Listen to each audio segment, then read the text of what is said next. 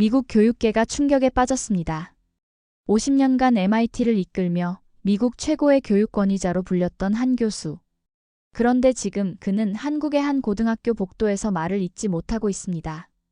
더 충격적인 건 MIT 명예교수가 고작 17살 한국 고등학생 앞에서 무릎을 꿇었다는 사실. 도대체 한국의 그 학교에선 무슨 일이 벌어지고 있는 걸까요?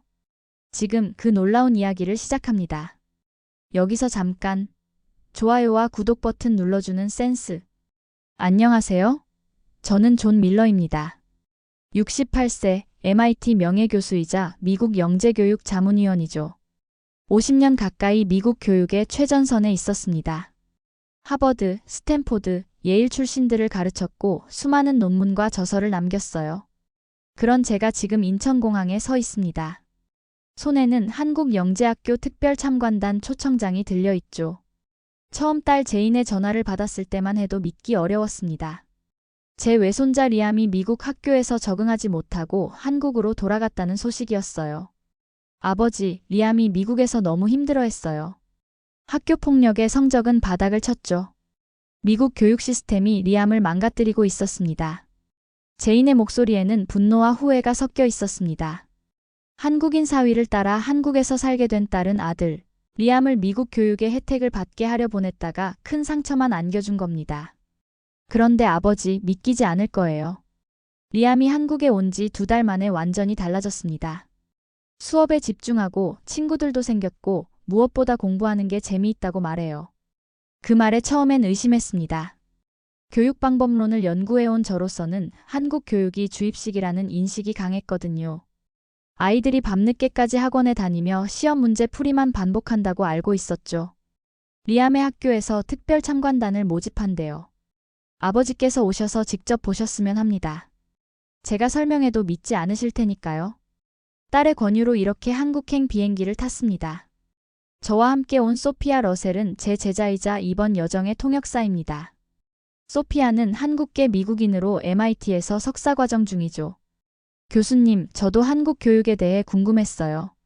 제 사촌들은 모두 한국에서 교육받았는데 미국에 와서도 수학과 과학에서 항상 앞서 나갔거든요. 인천에서 학교까지 가는 차 안에서 리암의 변화에 대한 사진을 보며 놀랐습니다. 얼마 전까지 어두운 표정으로 고개를 푹 숙이고 있던 아이가 맑은 눈으로 웃고 있었어요. 이게 정말 같은 아이인가요? 소피아가 물었습니다. 나도 믿기지 않네. 미국에서는 선생님 눈도 못 마주쳤던 아이인데. 차창 밖으로 서울의 풍경이 지나갑니다. 고층 빌딩들과 한강, 그리고 산으로 둘러싸인 도시가 낯설게 느껴졌죠. 학교에 도착하자 교장 박성민 선생님이 우리를 맞이했습니다. 밀러 교수님, 먼 길 오시느라 고생하셨습니다. 저희 학교에 관심 가져주셔서 감사합니다. 교장 선생님의 영어는 유창했고 태도는 정중했습니다. 그의 안내를 따라 학교로 들어서는 순간 리암이 달려와 저를 꼭 안았어요. 할아버지, 와주셔서 정말 기뻐요. 제가 배우는 모든 걸 보여드릴게요. 리암의 눈빛에서 오랫동안 보지 못했던 호기심과 자신감을 발견했습니다. 그 순간 미국을 떠나온 긴 여정이 의미 있게 느껴졌죠. 리암, 네가 이렇게 행복해하는 모습을 보니 할아버지도 기쁘구나. 네가 배우는 것들이 무척 궁금하구나. 영재학교의 첫인상은 의외로 평범했습니다. 하지만 이것이 제 인생을 바꿀 여정의 시작이 될 줄은 그때는 몰랐어요. 미국 교육의 한계를 직시하고 한국 교육의 진면목을 발견하게 될 이 여정이 지금 막 시작되었습니다. 아침 일찍 영재학교에 도착했습니다. 첫인상은 예상과 달리 조용했어요. 미국 고등학교처럼 시끌벅적한 분위기가 아니라 대학 캠퍼스 같은 차분함이 느껴졌죠. 이게 바로 한국 교육의 엄격함인가 싶었습니다. 교수님, 저희 학교는 일반 고등학교와 조금 다릅니다. 학생들이 스스로 연구 주제를 선택하고 탐구하는 방식으로 운영되거든요. 박성민 교장이 설명했습니다. 통로 양쪽으로 잘 정돈된 교실이 보였어요. 벽에는 학생들의 연구 포스터가 빼곡히 붙어 있었습니다. 순간 MIT 연구실 복도가 떠올랐죠. 첫 번째로 물리학 수업을 참관하시겠습니다. 이 수업은 전기역학 심화반인데 대부분 대학 2학년 수준의 내용을 다루고 있어요. 말도 안 된다고 생각했습니다.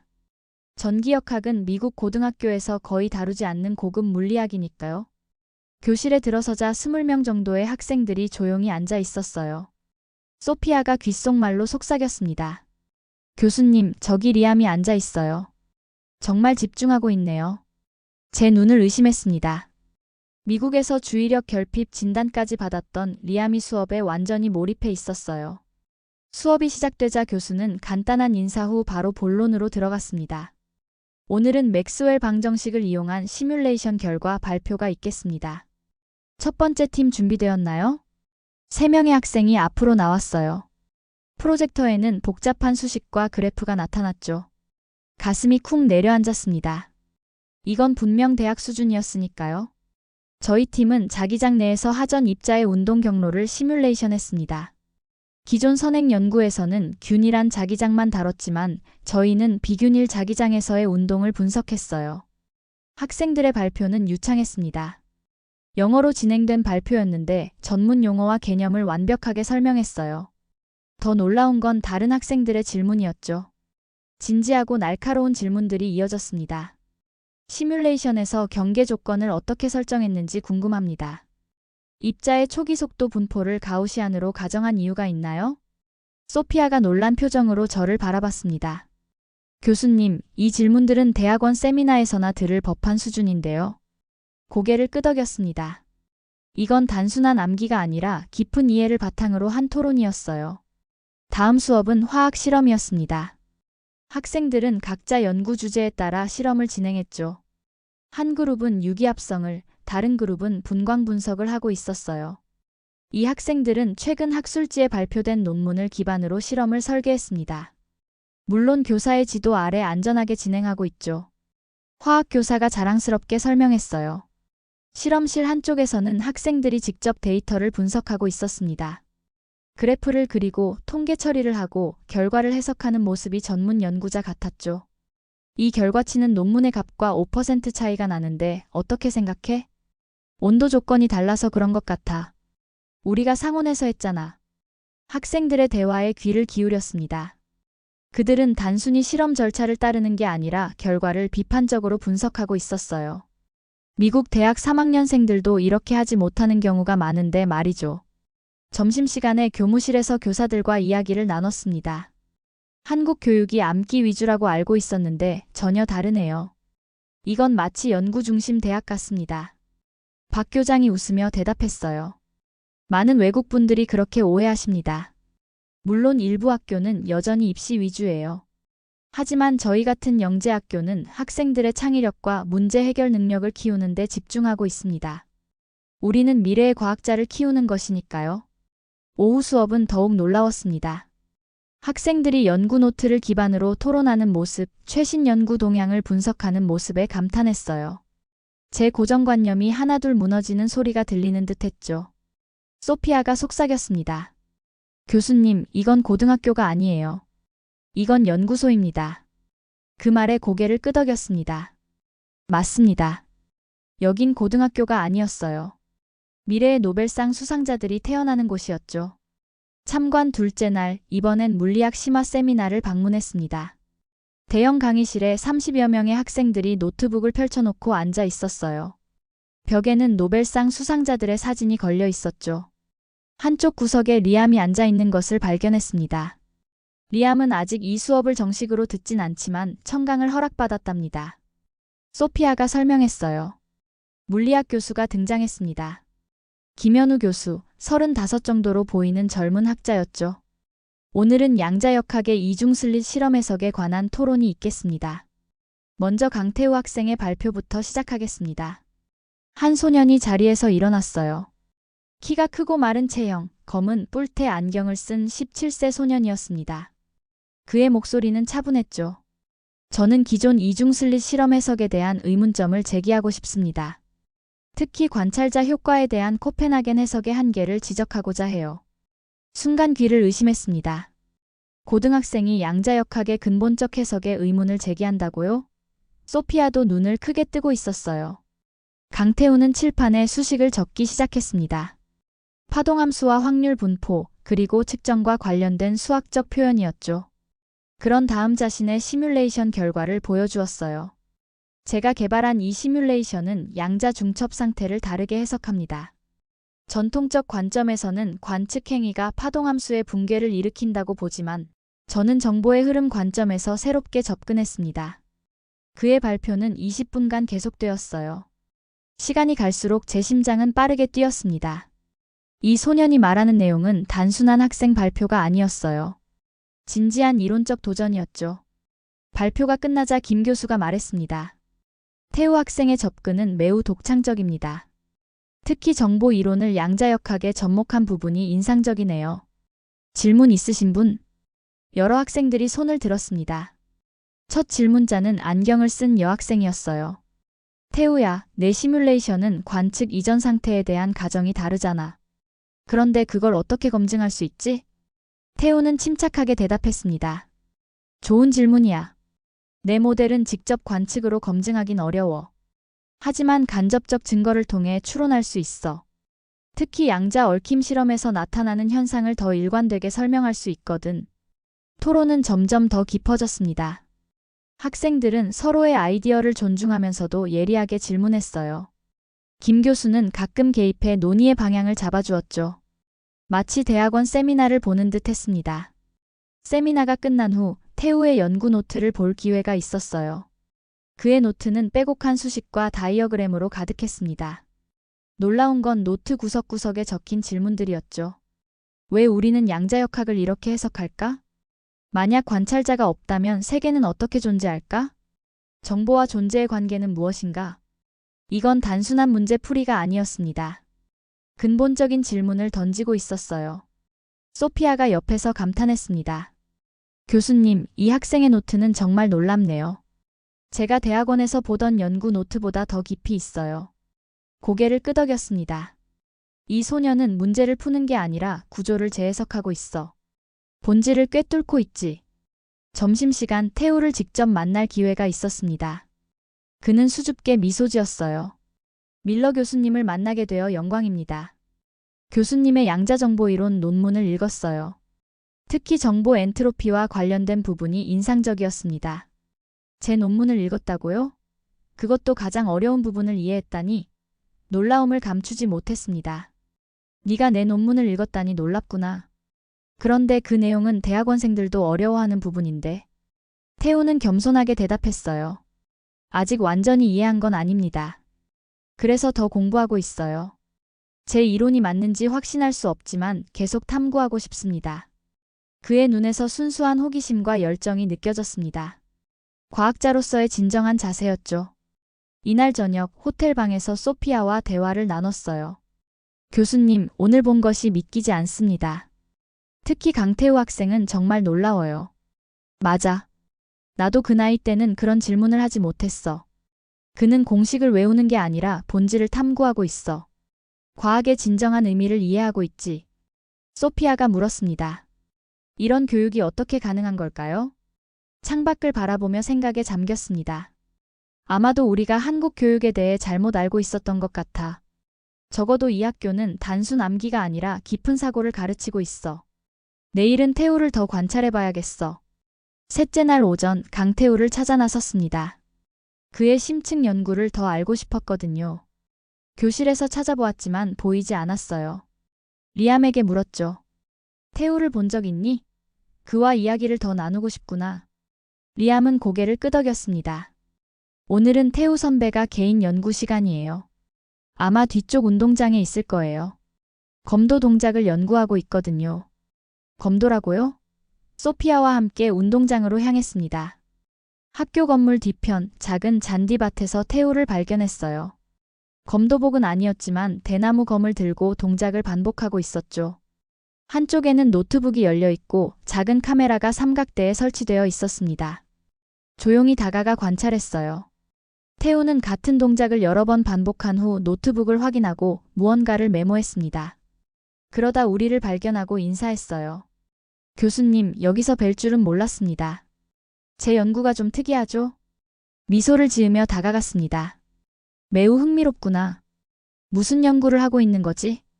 태우는 대나무 검을 내려놓고 노트북 화면을 보여주었어요. 검도 동작의 물리학적 효율성을 분석하고 있습니다. 특히 최소한의 에너지로 최대 충격량을 전달하는 최적 각도와 속도를 찾고 있어요. 화면에는 그의 동작이 녹화되어 있었습니다. 그리고 동작 분석 소프트웨어가 그의 움직임을 벡터와 그래프로 표시하고 있었죠. 소피아가 감탄했어요. 와, 이건 바이오메카닉스 연구인데요. 스포츠 과학자들이 하는 일이에요. 태우는 노트북의 다른 창을 열었습니다. 복잡한 수식과 다이어그램이 보였어요. 뉴턴 역학의 기본 원리를 적용했습니다. F는 ma는 물론이고 충격량 개념이 중요해요. 간단히 말하면 J는 F 델타 T인데 이 충격량을 최대화하는 방법을 연구하고 있죠. 그의 설명은 명확했습니다. 기초 물리학을 실생활에 적용하고 있었어요. 하지만 거기서 그치지 않았죠. 여기서 더 나아가 회전운동의 원리도 고려해야 합니다. 각운동량 L은 I 오메가와 토크, 타우는 R 크로스 F의 관계가 중요하죠. 검도에서는 손목의 회전이 칼끝의 속도에 큰 영향을 미치거든요. 그가 메모장을 펼쳐 보여주었습니다. 빼곡한 수식과 그래프, 그리고 직접 그린 인체 동작의 다이어그램이 있었어요. 전문 연구자의 노트 같았죠. 이 연구를 어떻게 시작하게 되었니? 궁금했습니다. 태우는 잠시 생각하더니 대답했어요. 2년 전 검도를 시작했는데 체격이 좋지 않아 항상 불리했습니다. 그래서 생각했죠. 물리학을 이용하면 효율적인 동작을 찾을 수 있지 않을까? 힘이 약해도 올바른 각도와 타이밍으로 치면 더 강한 충격을 줄 수 있을 테니까요. 그의 말에 감탄했습니다. 이것이야말로 진정한 응용과학이었죠. 교과서 지식을 실생활 문제 해결에 사용하는 능력이었습니다. 실제로 효과가 있었나? 소피아가 물었어요. 태우는 자신의 팔을 보여주었습니다. 마른 체격이었지만 근육이 단단해 보였어요. 작년 대회에서 3위를 했습니다. 저보다 체격이 좋은 선수들을 물리학으로 이겼죠. 하지만 아직 완벽하지 않아요. 지금은 충격량 외에도 에너지 효율성을 더 연구하고 있습니다. 태우가 다시 자리에 서서 동작을 시연했어요. 이제 보니 그의 움직임이 얼마나 정교한지 알 수 있었습니다. 동작 하나하나가 계산된 것 같았죠. 기존 검도 동작과 제가 개선한 동작의 차이를 보여드릴게요. 두 가지 다른 동작을 보여주었습니다. 첫 번째는 전통적인 검도 동작, 두 번째는 그가 수정한 동작이었어요. 육안으로 봐도 두 번째 동작이 더 유연하고 빨라 보였죠. 놀랍구나. 네가 물리학을 이렇게 실제로 적용하다니. 태우는 쑥스러운 듯 웃었습니다. 사실 이게 제 연구의 첫 단계일 뿐이에요. 장기적으로는 이 데이터를 바탕으로 다른 무술이나 스포츠에도 적용 가능한 모델을 만들고 싶습니다. 물리학은 종이 위의 공식이 아니라 실제 세계를 이해하는 도구니까요. 그 말에 가슴이 뭉클해졌습니다. 50년 가까이 물리학을 가르쳐 왔지만 이렇게 순수하게 과학의 본질을 이해하는 학생은 드물었어요. 운동장을 떠나며 소피아에게 말했습니다. 공부란 단지 머리로 하는 것이 아니라는 걸 오늘 다시 배웠어. 온몸으로 하는 거지. 소피아는 고개를 끄덕였어요. 태우는 이론과 실천을 연결하고 있어요. 이건 진정한 과학자의 자세요. 학교 건물로 돌아오는 길에 생각했습니다. 미국의 영재교육과 한국의 이 학교 사이에는 어떤 차이가 있는 걸까요? 왜 이렇게 다른 결과를 만들어내는 걸까요? 무언가 중요한 것을 놓치고 있었습니다. 그리고 그것을 찾아야 한다는 사명감이 생겼어요. 넷째 날 아침입니다. 호텔 책상에 앉아 태우의 연구 내용을 정리했습니다. 그의 검도 동작 분석과 양자 역학 재해석 논문을 읽으며 메모했어요. 소피아가 커피를 가져왔습니다. 교수님, 이메일 확인하셨나요? MIT에서 연락이 왔더라고요. 노트북을 열고 이메일을 확인했어요. 마이클 데이비스 교수의 메시지였습니다. 그는 MIT 물리학과 학과장이자 제 오랜 동료죠. 존, 네가 보낸 한국 학생 자료를 검토했네. 흥미로운 연구야. 더 자세한 내용을 보내줄 수 있겠나? 미소가 지어졌습니다. 누구보다 까다로운 마이클이 관심을 보인 겁니다. 소피아에게 말했어요. 태우의 연구가 MIT에서 주목받고 있어. 오늘 더 자세한 자료를 수집해서 보내야겠어. 학교에 도착하니 박 교장이 반갑게 맞아주었어요. 그의 표정이 밝았습니다. 밀러 교수님, 좋은 소식이 있어요. 강태우 학생이 국제청소년 과학 캠프 참가 자격을 얻었습니다. 놀라운 소식이었죠. 박 교장은 태블릿을 보여주었어요. 국제청소년 과학캠프는 전 세계 고등학생들이 참가하는 권위 있는 행사입니다. 태우의 검도 동작 물리학 연구가 선정되었어요. 학교 추천으로 지원했는데 심사위원들이 높게 평가했습니다. 기쁜 마음으로 태우를 찾아갔어요. 그는 실험실에서 데이터를 분석하고 있었습니다. 소식을 전하자 수줍게 웃었어요. 감사합니다. 사실 저도 방금 알았어요. 아직 실감이 나지 않네요. 태우에게 MIT 측의 관심도 전했습니다. 그의 눈이 커졌어요. 정말인가요? MIT에서요? 믿을 수 없습니다.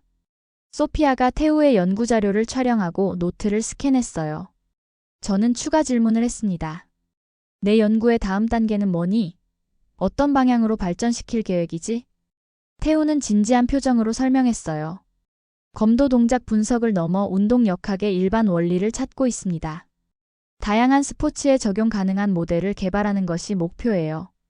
그의 답변을 녹음했습니다. 미국으로 돌아가면 이 내용을 정리해 발표할 계획이었어요. 이건 단순한 참관 보고서가 아닌 교육혁신의 증거였죠.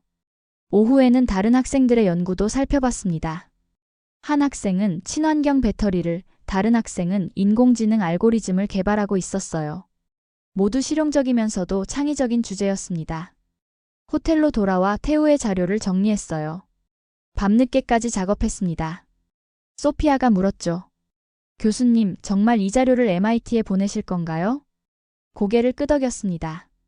물론이지. 이 학생은 특별해. 우리 대학원생들보다 더 깊은 통찰력을 가지고 있어. 이메일을 작성했어요. 태우의 연구 요약과 함께 제 의견을 덧붙였습니다. 마이클, 이 학생은 단순히 영재가 아니야. 과학의 본질을 이해하고 있지. 특히 물리학을 실생활 문제 해결에 적용하는 능력이 뛰어나네. MIT 여름 인턴 프로그램에 추천하고 싶네. 전송 버튼을 눌렀습니다. 창밖을 바라보며 생각에 잠겼어요. 이 경험이 제 교육관을 완전히 바꾸고 있었죠. 다음 날 아침 마이클의 답장이 왔습니다. 놀라운 내용이었어요. 존, 자료 검토했네. 인상적이야. 이사회와 논의했고 태우 학생에게 MIT 여름 인턴 프로그램 공식 초청장을 보내기로 결정했어. 특별 심사 없이 직접 초청은 이례적이지만 이 학생은 그럴 자격이 있어 보이네. 소피아에게 기쁜 소식을 전했습니다. 그녀도 놀라워했어요. 이건 정말 놀라운 일이에요. MIT 여름 인턴은 보통 대학생들도 들어가기 어려운데 고등학생이 직접 초청받다니요. 학교에 도착해 박 교장과 태우에게 소식을 전했습니다. 태우는 말을 잇지 못했어요. 박 교장은 자랑스러운 표정이었죠. 이것이 우리 교육의 목표입니다. 단순히 시험 점수가 아니라 세계와 소통할 수 있는 인재를 키우는 것이죠. 그날 오후 태우의 국제청소년 과학 캠프 발표 준비를 도왔습니다. 그는 진지하게 제 조언을 들었어요. 발표 자료를 검토하면서 소피아에게 말했습니다. 나는 가르치러 왔지만 여기선 내가 배우고 있어. 소피아가 고개를 끄덕였어요. 교수님, 이 경험이 미국 교육에도 영향을 줄 수 있을까요? 잠시 생각했습니다. 그리고 확신에 찬 목소리로 대답했어요. 반드시 그렇게 될 거야. 이 아이들이 보여준 것은 우리가 잊고 있던 교육의 본질이니까. 창밖으로 운동장에서 공부하는 학생들이 보였습니다. 그들의 모습에서 미래가 보였어요. 태우는 단지 한 학생이 아니라 교육의 새로운 가능성을 보여주는 증거였죠. 그는 나보다 앞서 있었습니다. 5째 날입니다. 오늘은 학생들의 실제 프로젝트 현장을 방문했어요. 박 교장이 안내한 곳은 학교 별관에 위치한 넓은 공간이었습니다. 이름하여 창의융합센터였죠. 여기서 학생들이 자신의 아이디어를 실현합니다. 단순한 과제가 아니라 현실 문제 해결 프로젝트를 진행해요. 공간에 들어서자 활기찬 분위기가 느껴졌어요. 여러 팀으로 나뉜 학생들이 각자의 작업에 몰두하고 있었습니다. 한쪽에서는 3D 프린터가 작동 중이었고 다른 쪽에서는 학생들이 회로를 조립하고 있었죠. 첫 번째로 만난 팀은 고령자를 위한 보행 보조기를 개발하고 있었어요. 팀장인 서연이 설명했습니다. 저희 할머니가 계단 오르내리기를 힘들어하셔서 시작한 프로젝트예요. 기존 제품들은 너무 무겁거나 사용이 불편했습니다. 그들의 프로토타입은 놀라웠어요. 가벼운 소재와 인체공학적 설계로 제작된 보조기는 계단 감지 센서까지 탑재하고 있었습니다. 약 30% 더 가볍고 배터리 수명은 50% 증가했어요. 현재 특허 출원 중입니다. 특허라고요? 고등학생들이? 놀라움을 감추지 못했어요. 소피아가 귓속말로 말했습니다. 교수님, 이 학생들이 실제 문제를 해결하고 있어요. 우리 대학생들도 이런 수준의 작업을 하기 어려울 텐데요. 고개를 끄덕였습니다. 다음 팀은 친환경 농업 시스템을 개발하고 있었어요. 팀장 준호가 자신감 있게 설명했습니다. 토양 오염 없이 작물을 재배하는 수직 농장 시스템입니다. 물 사용량을 90% 절약하고 인공지능이 최적 생육 조건을 조절해요. 작은 온실 안에는 실제로 상추와 허브가 자라고 있었어요. 태블릿으로 모든 생육 조건을 모니터링하고 있었습니다. 이 시스템을 지역 노인복지관에 설치했어요. 어르신들이 직접 채소를 기르며 활동하실 수 있도록요. 감탄했습니다. 이 학생들은 단순히 과학 지식을 배우는 것이 아니라 실제 사회 문제를 해결하고 있었어요. 다음 팀은 에너지 효율 구조를 연구하고 있었습니다. 이 모형 주택은 기존 가정 대비 에너지 사용량을 40% 줄일 수 있어요. 단열재 배치와 태양광 각도를 최적화했습니다. 프로젝트마다 인상적이었습니다. 하지만 가장 놀라운 건 학생들의 태도였어요.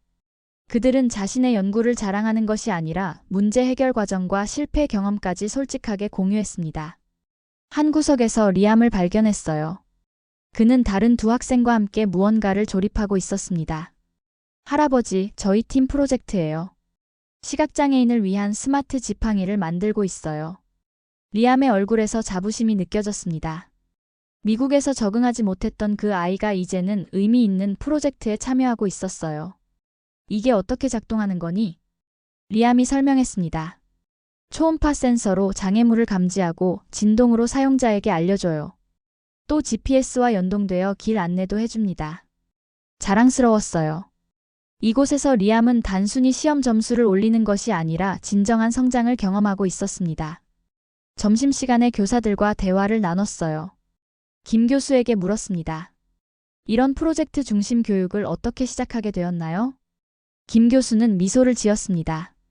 처음엔 어려웠어요. 입시 위주 교육에 익숙한 학부모들의 반대도 있었죠. 하지만 결과가 말해주었습니다. 우리 학생들은 단순 암기가 아니라 문제 해결 능력을 키웠고 결국 더 좋은 대학에 진학했어요. 박 교장이 덧붙였습니다. 우리는 학생들에게 왜라는 질문을 끊임없이 던지도록 가르칩니다. 그리고 그 질문에 대한 답을 찾아가는 과정에서 진짜 배움이 일어나죠. 오후에는 학생들의 발표회가 있었어요. 각 팀이 자신의 프로젝트를 발표하고 외부 전문가들의 피드백을 받는 시간이었습니다. 이 과정에서 학생들은 자신의 아이디어를 명확히 전달하는 능력을 키우고 있었어요. 소피아와 함께 발표회를 지켜보며 생각에 잠겼습니다. 이곳은 단순한 학교가 아니었어요. 변화를 만들어내는 작은 혁신센터였죠. 수업이 끝난 후 소피아에게 말했습니다. 이 학생들은 문제를 푸는 것이 아니라 세상을 바꾸고 있어. 진정한 교육의 목표가 바로 이것이 아닐까? 소피아는 고개를 끄덕였습니다. 교수님, 제가 MIT에서 배운 것보다 이곳에서 더 많은 걸 깨닫고 있어요. 교육은 지식 전달이 아니라 변화를 만드는 힘을 키우는 과정이네요. 호텔로 돌아오는 길에 생각했습니다. 이 학교는 미래를 준비하는 곳이었어요.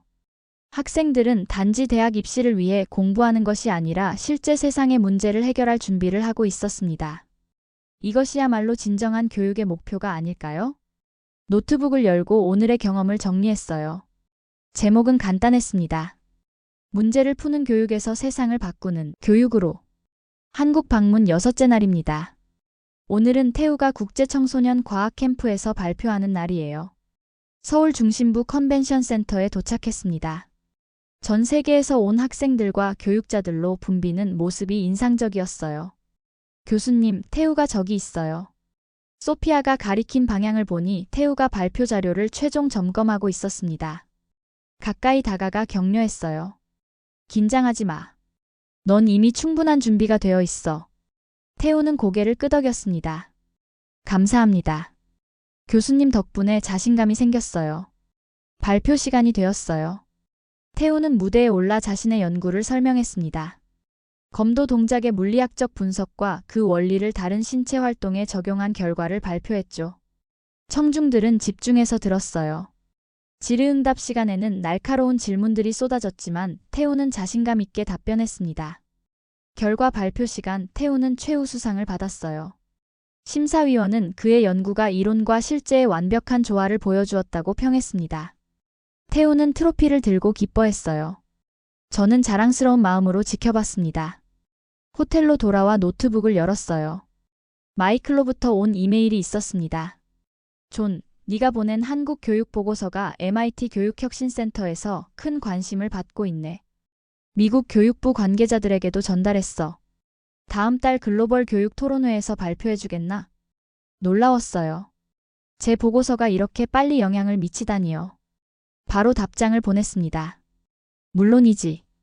한국의 교육 모델에 대해 기꺼이 발표하겠네. 다음 날 아침 CNN 한국 지부에서 연락이 왔습니다. 태우의 수상 소식이 알려지면서 제가 그의 멘토로 소개되었다고 해요. 인터뷰 요청이었죠. 소피아와 상의했습니다. 해야 할까? 난 그저 참관자일 뿐인데. 소피아는 미소를 지었어요. 교수님께선 이제 단순한 참관자가 아니에요. 두 나라의 교육을 연결하는 다리가 되셨습니다. CNN 스튜디오에 도착했어요.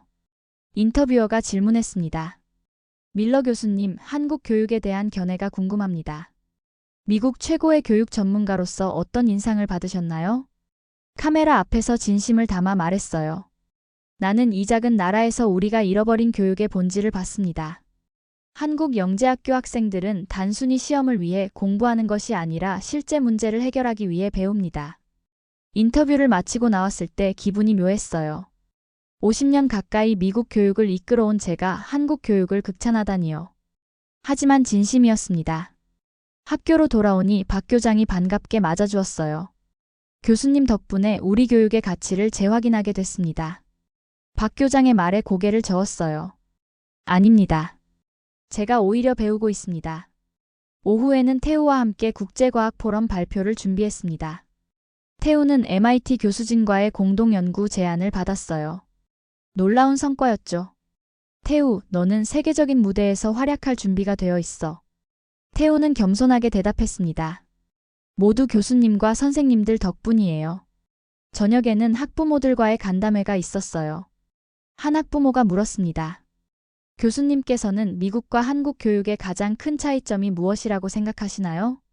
잠시 생각한 후 대답했습니다. 미국 교육은 개인의 자유와 창의성을 강조합니다. 반면 한국 교육은 기초와 응용의 균형을 중시해요. 한국은 특히 지식을 실생활에 적용하는 능력을 키우는 데 탁월합니다. 호텔로 돌아오는 길에 소피아가 물었어요. 교수님, 정말 미국 교육계의 변화를 가져올 수 있을까요? 창밖을 바라보며 대답했습니다. 쉽지 않겠지만 시도해야 해. 한국의 교육 모델이 보여준 가능성은 분명해. 한국 방문 마지막 날입니다. 내일이면 미국으로 돌아가야 해요. 호텔 방에서 짐을 정리하며 이번 여정을 되돌아봤습니다. 일주일 전만 해도 한국 교육에 대해 편견을 가지고 있었어요. 이제는 모든 것이 달라졌죠. 소피아가 문을 두드렸습니다. 교수님, 마지막 날인데 리암을 보러 가실래요? 고개를 끄덕였어요. 그래. 손자와 작별 인사를 해야지. 리암의 집으로 향했습니다. 제인의 아파트는 서울 북부 주택가에 있었어요. 현관문을 열자 리암이 반갑게 맞아주었습니다. 할아버지 오셨네요. 제 방 구경하실래요? 리암의 방은 깔끔했습니다. 책상 위에는 열린 노트와 교과서가 놓여 있었어요. 벽에는 과학 포스터와 리암이 직접 그린 그림들이 붙어 있었죠. 미국에서 본 리암의 방과는 완전히 달랐습니다. 리암, 요즘 학교 생활은 어떠니? 리암의 눈이 반짝였어요. 정말 재미있어요. 오늘은 팀 프로젝트 발표가 있었는데 다들 제 아이디어를 좋아했어요. 리암이 노트북을 열어 프로젝트를 보여주었습니다. 시각장애인을 위한 스마트 지팡이 개발 과정이었어요. 리암은 프로토타입 제작에 참여했다고 했습니다. 할아버지, 미국에서는 이런 걸 할 기회가 없었어요. 여기선 제가 직접 만들고 실험할 수 있어요. 가슴이 뭉클해졌습니다.